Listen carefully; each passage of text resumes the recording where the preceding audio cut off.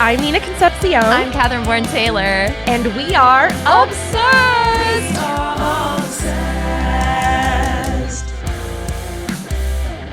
Obsessed is a comedy podcast about your hyperfixations, the ones that keep you up at night, hijack your group chats, or send you down a rabbit hole. Each episode, we deep dive and unpack the niche interests you just can't get your mind off of. No obsession is too weird when you're among friends. Happy Friday, Nina. It's Friday. We're coming in hot. It's Friday. A little sweaty. There is street cleaning. Where the sun is blazing. The sun is blazing. The streets are hot in LA. Ooh, girl. Oh my God. I feel shiny. I have a headache, and you know what? We just come as we are. You're right. We're 30 minutes late and but we are here. We're here, damn it. Anyway, LOL. What are you obsessed with this week, Katherine? What's going on? Oh my God. Last night I restarted Schitt's Creek.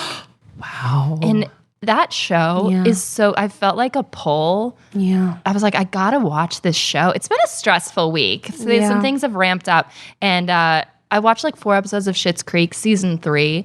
Okay. So not starting from the beginning? No, because I know where to. Okay, love it. Go. And that's the beauty of watching, revisiting a show that you know so well. And yes, I love Schitt's Creek. It's amazing, yes. I started on the episode where Patrick comes in. And that little angel. I need that actor. Who was that actor?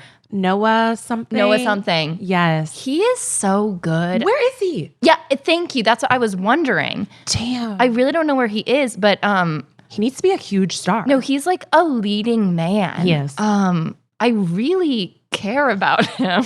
I need him in a lot of things. Where the hell is he? Great. I don't know. He's on my screen. I started season 3 for him. I just think he's wonderful. And the way that I realized watching it this time, because he's being snarky to David, and it's so he's charmed by him. Yeah. You realize from the get-go, him turning away and laughing. Yeah. You kind of think he's making fun of him at first. Negging him a little. He's definitely negging him. But it's he's charmed by him and he doesn't know what to do with it. And it's just cute. What are you obsessed with? First of all, I love that. And it's such a cozy comfort show. So good. And I need to return to it. That's a good idea. I really recommend it, actually. Yeah. It's been good to get my system regulated, I would say. Well, that just made me think of something I'm going to talk about, because I didn't come in with this, but I realized I haven't talked about this yet, this obsession. And it is a cozy, it gives me the same feeling as an SSRI or Xanax would give me. And it is. Save your money. It is. Meghan Markle. Well, she would get mad if I said Meghan Markle, the Duchess of Sussex. Her freaking Netflix show, dude. Is it good? Okay, people hate it so much. People love to hate her, and I could go off about this because I don't think she deserves it. And they hate her. People hate this show. I have watched it almost 3 times all the way through. When I'm really, really anxious, I put it on. It's so soothing. She's just making snacks for her kids, right? And yes, she is not on planet Earth. It is delusional. She is not on planet Earth. Okay, but who thinks that this show was going to exist in the real world? That's not what it's literally aspirational. I know. Everyone hates her for trying to be aspirational, and I don't see the big deal. I know. She is just in La La Land, and I get that, but that's why I consume it, because I don't want to think about anything besides her making her essential oil candles and her Branzino and on her farm in Mendocino or something. Montecito, yes. Montecito. But Mendocino Farms is delicious. Delicious. Those crunchy chicken sandwiches. Oh my God, forget it. So freaking good. Oh my God. I love it. Yeah, and she has her friends come and they cook together, and Who it's are her just friends. Some actors she was with on Suits, Mindy Kaling, some restaurant, James Beard award-winning restaurateurs, and sounds great. Yeah, her mahjong group. Is that how you pronounce it? Every classy woman has a mahjong group. Yes. My friend Liliana has a mahjong group. My aunt has a mahjong group. It is so stupid and cozy and beautiful that I love it. And that's all I want. And there's going to be a season 2, and I can't wait. Good for her. I know. Good for her. And she's so beautiful. And her manicure is perfect. I just Yes, it's not real life, and that's why I like it. Yeah. We don't want her real life. No. We want the aspiration. Yeah, she makes a crudité platter like every single episode, and she says they have them every single day in her house. And guess who's making crudité platters now every day for myself? What is a crudité platter? Like, What is that? it's like a veggie tray. Oh, so it's girl lunch. It's girl You're lunch. making girl lunch. It's like hummus and carrots and celery and Persian cucumbers and bell peppers. That's great. And then she always puts flour sprinkles on top.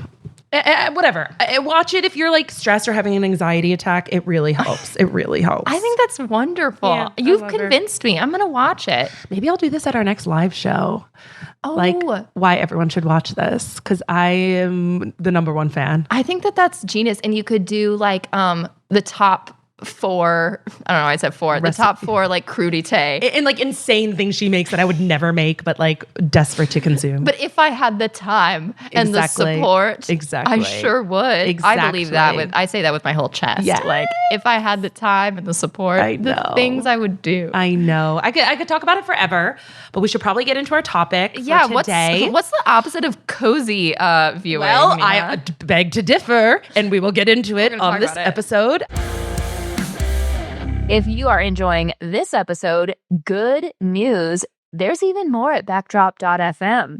This week, we dove into more fanfic. Nina shares some log lines from her Stand By Me fanfics. They're absolutely incredible. I got chills actually multiple times, like full body goosebumps. Wow. Honored. Subscribe on backdrop.fm to hear it, plus access the whole network of shows, ad-free episodes, community extras, and help support the pod. Support the pod. Yay. Today we are talking about my favorite genre, the horror genre. Of movies, of books, of TV shows, of everything. Horror. Sometimes I say horror. Sometimes I say horror. How do you say it? Horror. No, that's not how I say it. Horror. Horror. I say horror. Yeah, horror. That's Me too. how I say it. Sometimes horror. I am so glad that you wanted to take this because ever since I've known you, you've been like super into this genre. Yes. And it's something that we've never really been able to connect over. Unlike we connect over a lot of things. Yeah. But like I want to hear you out and I want to learn about this piece of you. Okay, great. And I want to start with, because I don't even know like what your relationship to horror is, what you feel about it. Just like, I don't think we've even ever had this conversation. So I would love to know. I think I have my relationship to horror. I watched The Shining with my dad, and The Jack Nicholson version? yes, as there are multiple versions. Yes. Wow, had no idea. Great. Yeah. As a kid, my dad and I would bond by watching like classic horror movies. I remember we watched The Shining, we watched The Birds. Oh, I love and I loved watching scary horror movies like at sleepovers. Yes. And at some point, I think I decided it wasn't worth the stress that it caused me afterwards. Like my brain would start spiraling.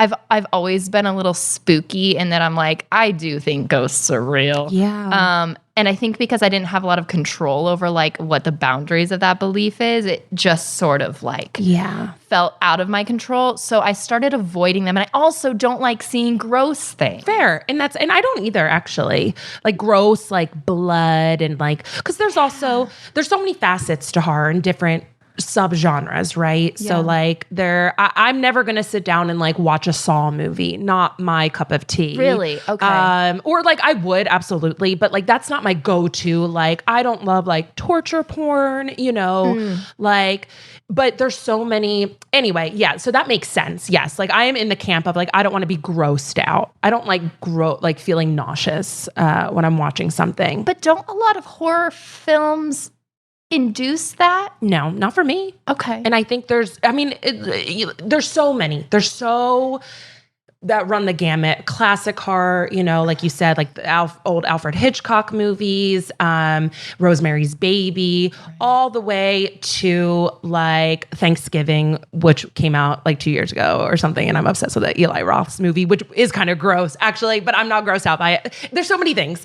You are absolutely right that like psychological horror is very, and even like, ghost stories are so different than like a Human Centipede. Freaking Human Centipede, which somebody did at our show. And but this is what I'm talking about. Like I had trouble looking at those slides, and James Kim killed it. He like made a whole argument for why Tom 6 is like going to be an auteur that like everyone remembers. And I think he's right. But I had to like look away from those slides because they're so fucked up. Those are gnarly. Those are gnarly. I will be watching Kyle, and after that show, we were like, okay, that's our next. We got with our other friend who we watch like horror movies with. Okay, so you do like watching those sometimes. Talk to me about that. I think I never grew up watching horror movies, or I was also traumatized by The Shining, but not the Jack Nicholson one, the like miniseries version that came out that now I haven't revisited. And The Shining is very important to me. Stephen King is my favorite author of all time. That book is one of the greatest, most devastating father-son books. Like the book is very different than the movie. I just got chills when you said that. It's unbelievable. It's an incredible commentary on alcoholism and father-son relationships, and it's devastating and beautiful. And Stephen King, I think, is the greatest living author. He's so good. We're gonna get Stephen King on. Yeah, oh my God, I would die. Stephen's I'm obsessed. He's still turning them out. Anyway, so yeah, I definitely spooked at like sleepovers by like Amityville Horror. I remember being really spooked by. Couldn't ever watch like Paranormal Activity in like college. It came out. Can I say a side note about Paranormal Activity? The woman who was the lead in that movie went to my college. Oh my God, yes. Kate, the girl who played Katie? Yes. And she gave us all scholarships. Oh, she gave us all like $600 scholarships for headshots when we graduated. I love that. Shout out to her. Like that was awesome. Hell yeah. I have watched every single Paranormal now. But yeah, so I was never into it. And then I met Kyle, my husband, who is been a horror fan like his whole life. And he introduced me really to the genre in a real way. And I mean, we've been together 11 years. So now it's like 11 years of being a horror fan. I mean, we eloped I don't know if we eloped on the Evil Dead, like an Evil Dead exhibit. Like we got married in a horror museum. Yes. It's become very important in my life. Okay. Yeah. So talk to me about what your relationship to horror films is. I think as a very anxious person, I know we kind of like talked about this a little before, and there's been articles about this. Like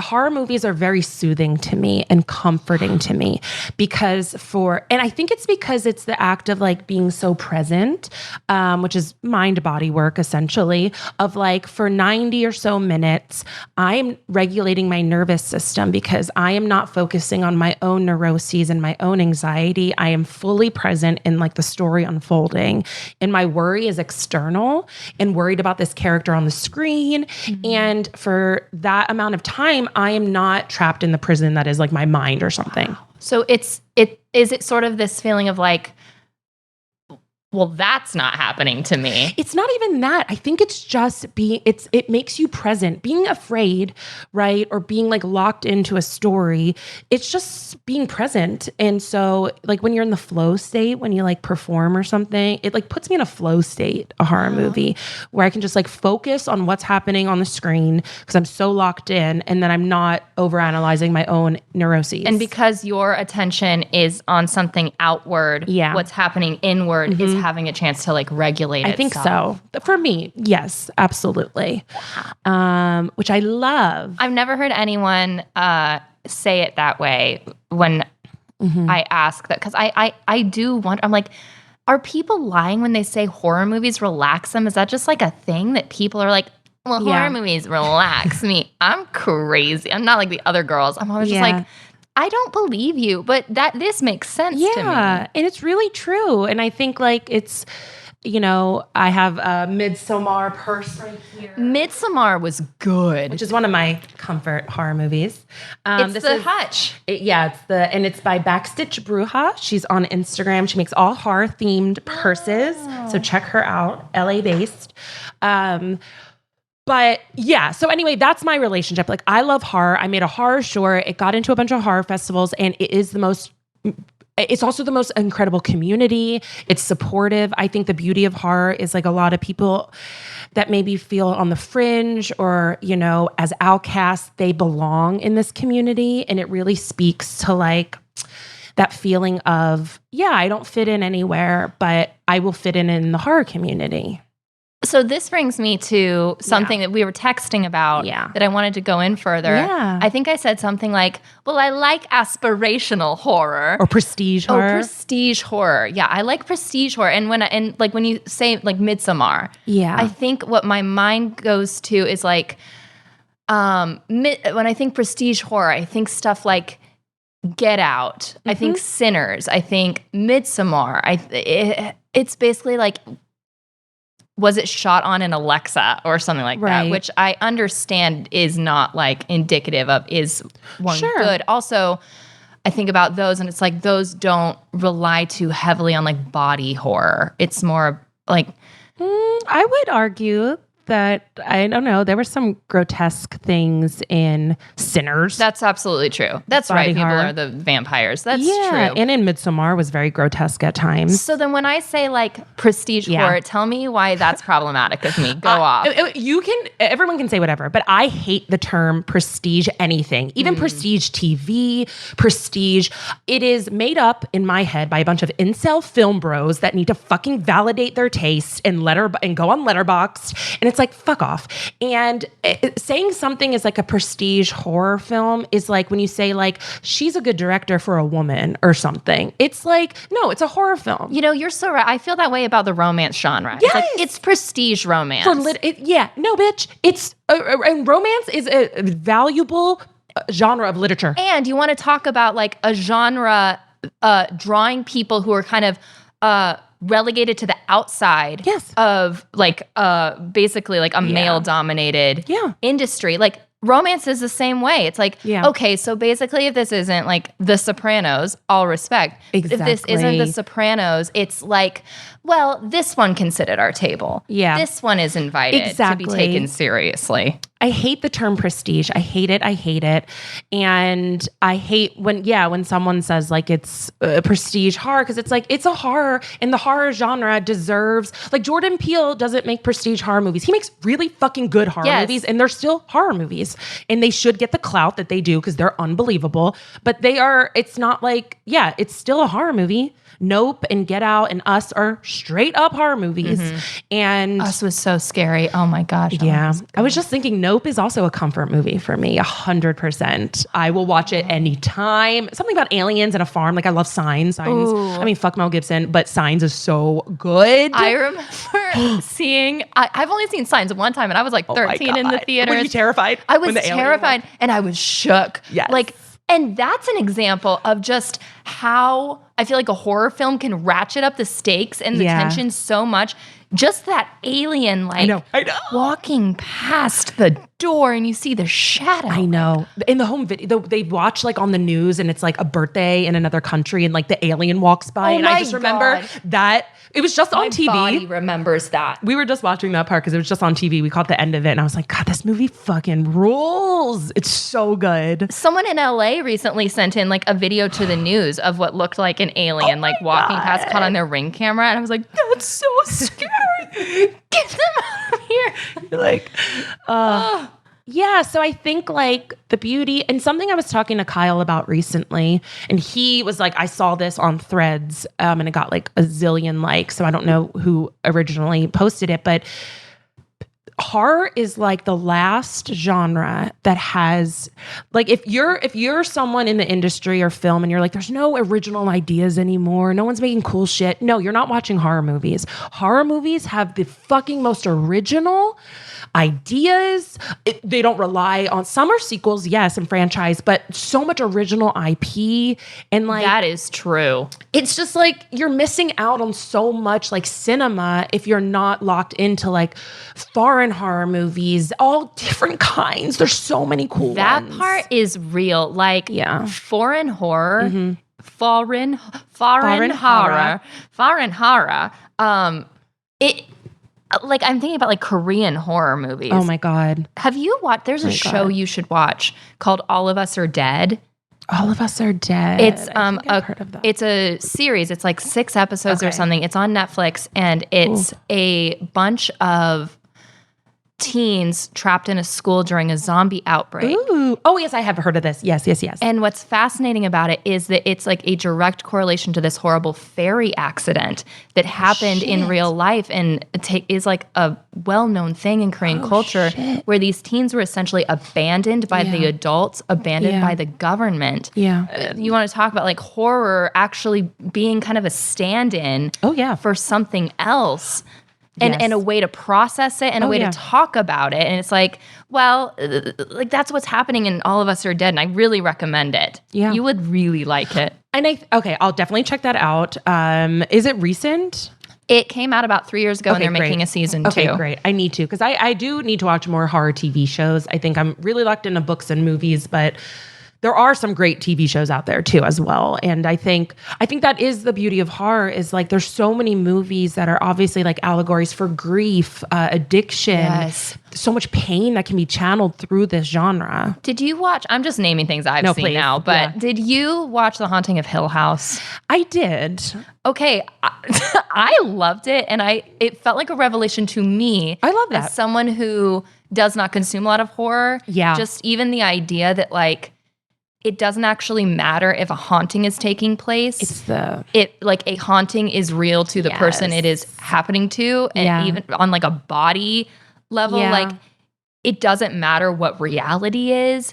If it's real to a body, I thought that show just broke that down in such a strong way for me. And I love Mike Flanagan. I'm a Mike Flanagan head. I'll watch anything he makes. Midnight Mass. Mass. Yeah, I mean that was like I think that is like the greatest thing he's ever created, and I can't wait to see his Carrie remake. He's like doing the remake of Carrie, and he is incredible, and I love him. And I think he is really good because Mike Flanagan is like what I love in a horror director, because all his work has heart and beauty and like grief. Like there's so much more than just screams and jump scares and like monsters. It's like, I think that's why probably you very much connected to Haunting of Hill House, because it's like there is a heart, and at the heart of it, it's just a family grieving. It's a family grieving. And also you brought up how like horror is a great stand-in for like addiction. Extremely. Yeah. I thought, Yeah. Well, I have some questions, Nina. Okay.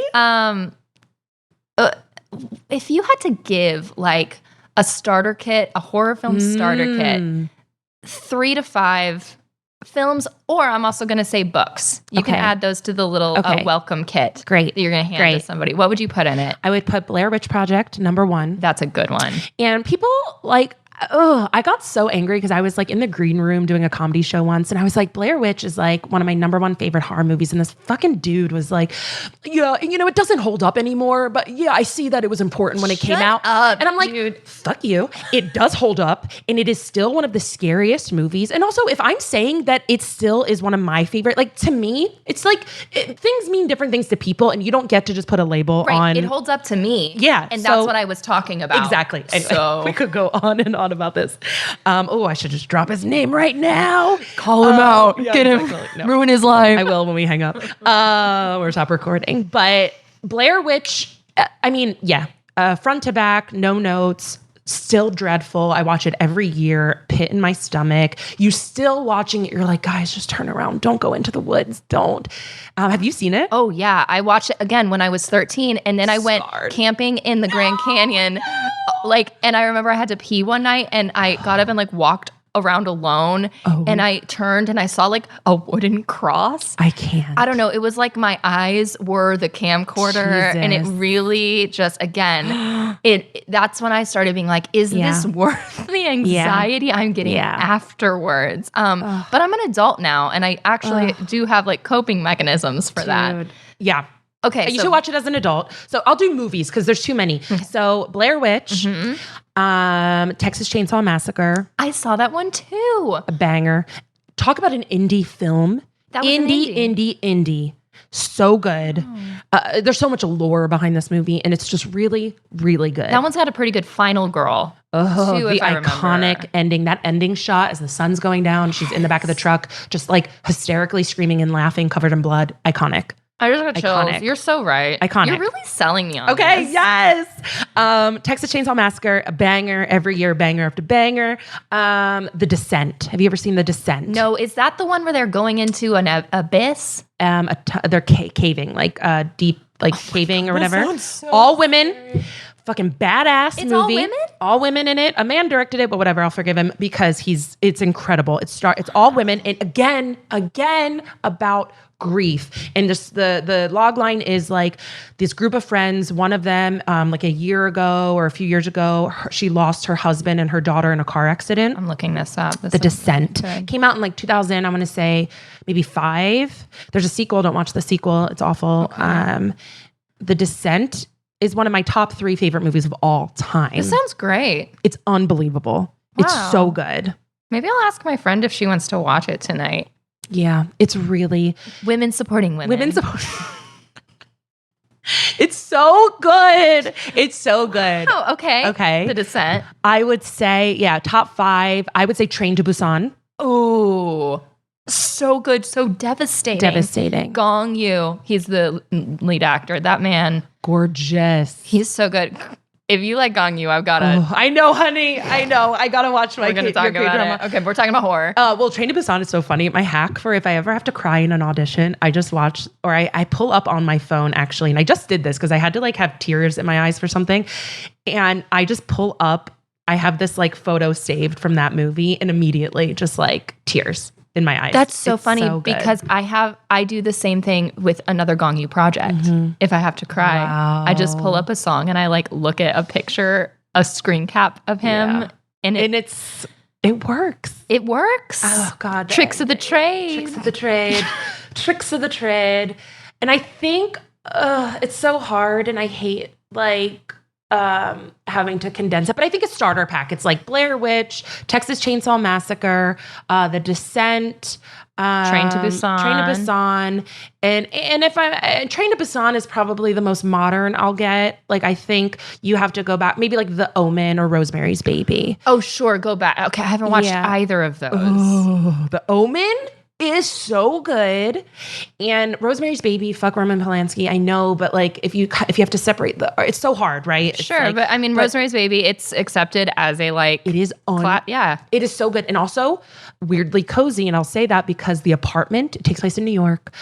Her apartment. Oh, it's just a dream. It's like so much of horror is also very aesthetic. Like I don't know, you connect to like the aesthetic part of it. That is really true. Yeah. I feel like I saw something on Pinterest once about like the color schemes of horror films Yeah. and how they're so like evocative. Oh, yeah.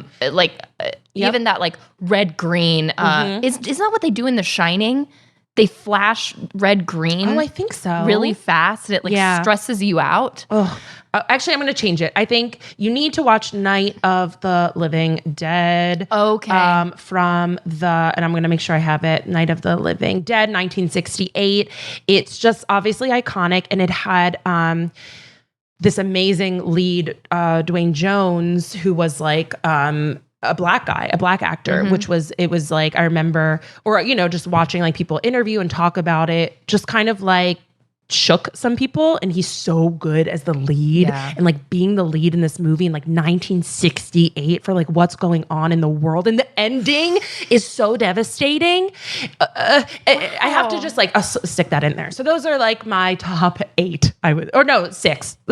7. That's 7. That's 7 because you got to do The Omen, The Shining. Because then you're like, oh my god, now I'm thinking like there's so many like giallo movies, which, like Italian horror is such a great. If you really want aesthetic and wardrobe and color, Suspiria. Have you seen Suspiria? No. But you got to watch. You and DJ should watch Suspiria for the soundtrack, the color, the vibe. You will fall in love with the aesthetic. Okay. Anyway, You've really like. I mean, I knew that you would, but I feel actually really excited to like dive into this. There's some really, we were just on Shudder last night, which is the horror streaming service. We were telling our friend, like we were going through every one we've watched and like and there are just so many cool horror movies out there that are being made, that are being like created. And I think it's that genre. And this is what also I'll say, like it's the only genre in my opinion, like you can't watch a shitty drama movie and have fun. You can watch a quote unquote shitty, like quality acting horror movie and have a blast. It can still be so fun and worth your time. And that's why I really hate prestige labeling, because I'm like, even the most like low budget, dumb horror movie can bring someone a lot of joy. I think that's so well. And I have a friend who was like in one of the Purge movies. Hell yeah. And he was talking about how like these movies, horror movies, make more money than like any other genre. Paranormal Activity. Because people go see them. Yeah. And again, like you were saying, there's a whole community around it. Oh yeah. No, I think we were talking about before this. It's like, I would love to be in a horror movie. Oh my God. Because you know it's going to get eyes on it. You know, it's going to be meaningful on some level. Yeah, the dream. It's the dream. And it's just like, I love writing horror. I love like consuming it. And then horror books is a whole nother thing. There's so many. Oh my God. We gotta pick some horror books or movies and just do whole episodes. Yeah, because we can go deep diving, because there's a lot of cool like horror books, contemporary horror books coming out right now, and like, yeah, and really cool, weird movies being made that are like, I just think so unique in a way. Like when you're just sick of like that, the machine of Hollywood, it's like, look to horror, because horror shit is being, and these are people that, there's some horror movies, it's like someone in the Midwest just like making it in their backyard and like go off and like, yes. 100%. And like, it's so cool. That is really true. It feels like the barrier to entry for filmmakers. Yeah. For horror, it's a lot lower, and which means it's like more equitable. I think so. And I think it's like more for the people, like, which we always talk about, like fan fiction for the people.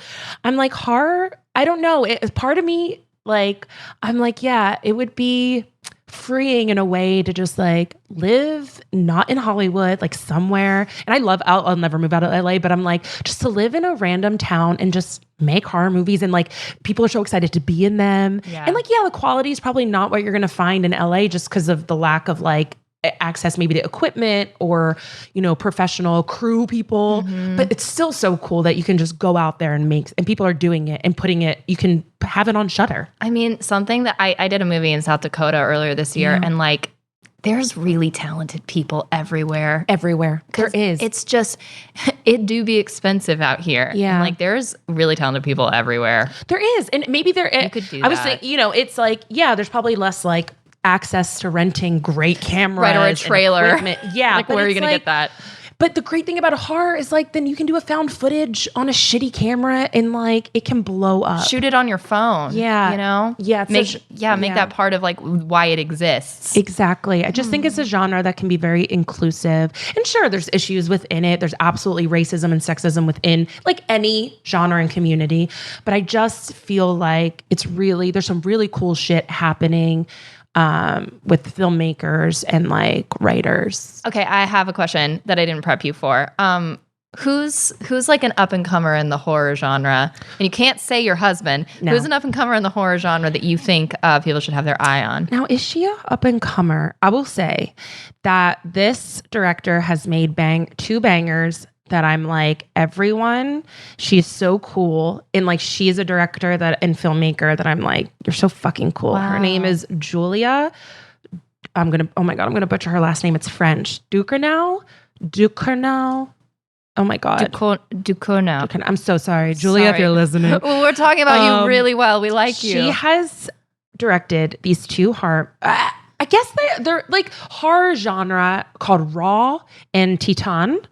Titan is like one of the most insane movies I've ever seen. But I would say like, if you're looking for a voice that is so singular and distinct, and someone who just like isn't really on social media and just like has put out two fucking banger weird out. You should probably not watch Raw if you're gonna be grossed out. It's very gross. Is it like Substance level? Yeah, maybe a little gnarlier. Okay. Wow. But she is like, yeah, she is so incredible. And just has put 2 bangers out, and then she has a new movie coming out. And I just think like, yeah, I guess it would be like horror. It is. I consider it like definitely raw. I consider in the horror genre, but she is someone who I'm like, I fucking can't wait to see what else she does for the rest of her career. She's so cool. And I think, yeah. Oh, another horror movie I would recommend to you. Have you ever watched A Girl Walks Home Alone at Night? No, but I love that title. And I say it to myself like when I'm alone for some reason. Like, it's a great title. You will love. It's dreamy. It's romantic. It's the soundtrack. And it's beautiful. It's an Iranian horror film. And I just saw it again at Vidiot's with the director, Q&A with the filmmaker. Cool. That's also one of my top, I would say, like 10 favorite movies of all time. And that's not like gory, no jump scares, but it's like a mood. Wow. It's so dreamy. You should watch it. We always watch it around Valentine's Day. It's like such a vibe. That's great. Yeah. Oh my God. So I think there are so many, especially I can make like a Katherine specific starter kit. Could you? With like Actually? romance, a little, there's so much. Like, have you heard of Anna and the Apocalypse? No. This is such a Katherine movie. It's a musical, a horror zombie musical in England. And the songs are so good. And it's called Anna and the Apocalypse. It's so good. That sounds great. Yeah. Could you text me like a list? Actually, yeah. And well, yes. And maybe by the time this comes out, we can include it in the caption of in the podcast. Notes? Oh my God. Of like, this is like a fun. Katherine start. If you love like rom-coms and like romance and, that tension, these are the horror movies you should watch. Well, and I don't just need that. And you don't, but Like, there give me are some- so many Sure. that I think will speak to your heart. Oh, okay. Or aesthetic. Like, for instance, Suspiria is not romantic, but it is so Katherine coded because I'm like, you will want every outfit. Like, you will just love the visuals. That's the thing. Like, Midsommar stressed me out, Yeah. but like, I respect it Yeah. deeply. I think you would love Suspiria. Ooh, okay. Simply, if for anything for the visuals alone, and like it takes place at a ballet school. Oh my gosh. Yeah. Great. So I'll put it together. Nina, thanks for talking to me about this. Thanks oh my for gosh, I letting me- really feel like I got to get to know you better today. Yes. I'm excited for this. Like, I hope maybe this opens a little journey for you. I think it will actually. Yeah. I feel really motivated to get out there and do better when it comes to horror. Yes. All right. Nina, where can people find you? They can find me on Instagram at Nina_Concepcion. And you can find me on Instagram at Katherine Bourne Taylor. And you can find us on Instagram at obsessed_the show. And we have a monthly live show. It's every third Monday of the month. If you're in LA, in Atwater, at Nico's, come on, follow us and come to our next show. It's so fun. It's like my favorite day of the month. so fun. All right. Stay obsessed. Happy horror.